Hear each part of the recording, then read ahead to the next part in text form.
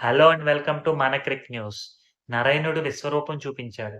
SRH రికార్డ్‌ని త్రుటిలో miss అయిన KKR. IPL చరిత్రలో ఫస్ట్ టైమ్ ఒకే సీజన్‌లో 2 250+ స్కోర్లు. మళ్లీ విజృంభించిన నారాయణ్. మెరుపులు మెరిపించిన మరో యంగ్ కుర్రాడు. డీసీ పైన కేకేఆర్ భారీ విజయం. పూర్తి ఫామ్‌లోకి పంత్. విశాఖ సాగర్ తీరాన పరుగుల వరద పారింది. ఇక పూర్తి డీటెయిల్స్‌తో లెట్స్ స్టార్ట్ టుడేస్ వీడియో. ఈ సీజన్‌లో 16వ మ్యాచ్ విశాఖపట్నంలో ఢిల్లీ క్యాపిటల్స్ మరియు కేకేఆర్ జట్ల మధ్య జరిగింది. టాస్ గెలిచిన అయ్యర్ బ్యాటింగ్ ఎంచుకున్నాడు. బ్యాటింగ్ స్టార్ట్ చేసిన కేకేఆర్‌కి సాల్ట్ మరియు నరైన్ కళ్లు చెదిరే స్టార్ట్ ఇచ్చారు.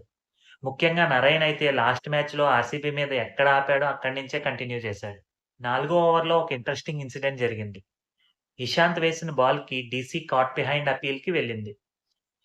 నరైన్‌ని అంపైర్ ఔట్ ఇవ్వకపోవడంతో చాలా సేపు ఆలోచించిన పంత్ రివ్యూకి అడిగాడు. కానీ అప్పటికే రివ్యూ అప్పీల్ టైమ్ అయిపోవడంతో రివ్యూని అంపైర్ రిజెక్ట్ చేశాడు. తీరా రీప్లేస్‌లో అది ఔట్ అని తేలినా లాభం లేకుండా పోయింది. డీసీ మంచి ఛాన్స్‌ని మిస్ అయింది. ఇక అక్కడి నుంచి నరైన్ ఇంకా రెచ్చిపోయాడు. నార్కియా బౌలింగ్‌లో సాల్ట్ ఔట్ అయినా కూడా నంబర్ 3లో బ్యాటింగ్‌కి వచ్చిన కొత్త కుర్రాడు రఘువంశీ సపోర్ట్‌తో నరైన్ కేకేఆర్ స్కోరింగ్ రేట్‌ని ఇంకా పెంచేశాడు. 18 ఏళ్ల రఘువంశీ ఎక్సలెంట్ ఇన్నింగ్స్ ఆడాడు. ఒక ఎండ్‌లో నరైన్ కేవలం 21 బంతుల్లో తన 50 రన్‌లు కంప్లీట్ చేసుకున్నాడు. 6లు, 4లతో రఘువంశీ మరియు నరైన్‌ను చితక్కొట్టడంతో డీసీ బౌలర్స్ ఏమీ చేయలేకపోయారు. 10 ఓవర్లకు కేకేఆర్ ఒక్క వికెట్ కోల్పోయి 135 పరుగులు చేసింది. 39 బంతుల్లోనే 85 పరుగులు చేశాక నరైన్ ఔటయ్యాడు. తనకి టీ20 కెరియర్‌లో ఇదే హైయెస్ట్ స్కోర్. ఆ వెంటనే రఘువంశీ తన 50ని కంప్లీట్ చేసుకొని ఔటయ్యాడు. ఇక అక్కడి నుంచి కేకేఆర్ స్కోరింగ్ రేట్ పడకుండా రసెల్ చూసుకున్నాడు. సూపర్ ఫామ్‌లో ఉన్న రసెల్ మళ్ళీ అదే రేంజ్‌లో ఆడాడు. శ్రేయస్ అయ్యర్ ఔట్ అయ్యాక వచ్చిన రింకు సింగ్ కూడా 8 బాల్‌ల్లోనే 26 పరుగులు కొట్టి ఔట్ అయ్యాడు. నార్కియా వేసిన 19వ ఓవర్‌లో ఏకంగా 25 పరుగులు సాధించాడు. కొన్ని రోజుల ముందే ఎస్ఆర్‌హెచ్ సాధించిన 277 పరుగుల హైయెస్ట్ స్కోర్‌ని కేకేఆర్ బ్రేక్ చేస్తుందా అని అందరికీ అనిపించింది. కానీ లాస్ట్ ఓవర్‌లో ఇషాంత్ శర్మ బాగా బౌలింగ్ చేసి 8 పరుగులు మాత్రమే ఇచ్చి 2 వికెట్లు తీయడంతో కేకేఆర్ 20 ఓవర్లలో 272 పరుగులు చేసి ఎస్ఆర్‌హెచ్ స్కోర్‌కి కేవలం 5 రన్‌ల దూరంలో ఆగిపోయి రికార్డ్‌ని త్రుటిలో మిస్ అయింది.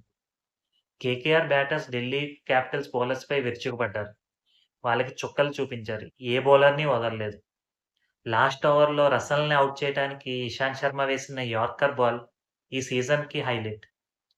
గతంలో ముస్తఫిజుర్ ఏసిన యార్కర్‌ని అది గుర్తు చేసింది.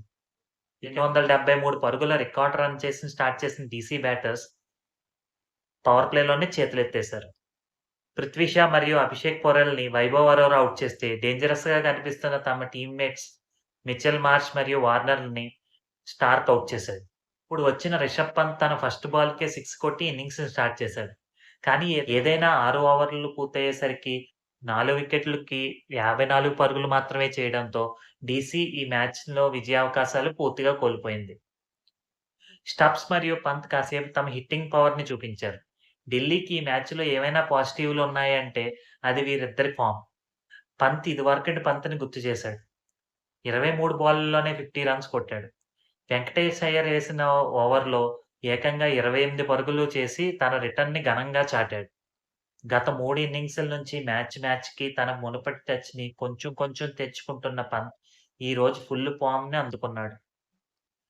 వరుణ్ చక్రవర్తి వరుస బాల్లలో పంత్ మరియు అక్షర్‌లను ఔట్ చేశాడు. స్టబ్స్ కూడా తన 50 రన్స్ పూర్తయ్యాక ఔట్ అవ్వడంతో డీసీకి భారీ లాస్ కన్ఫర్మ్ అయిపోయింది.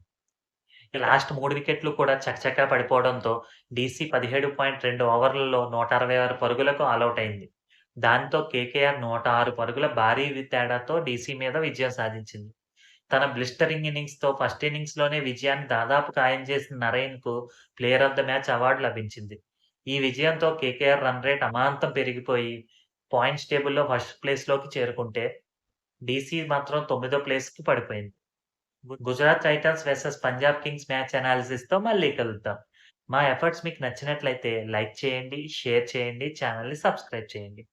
Thank you.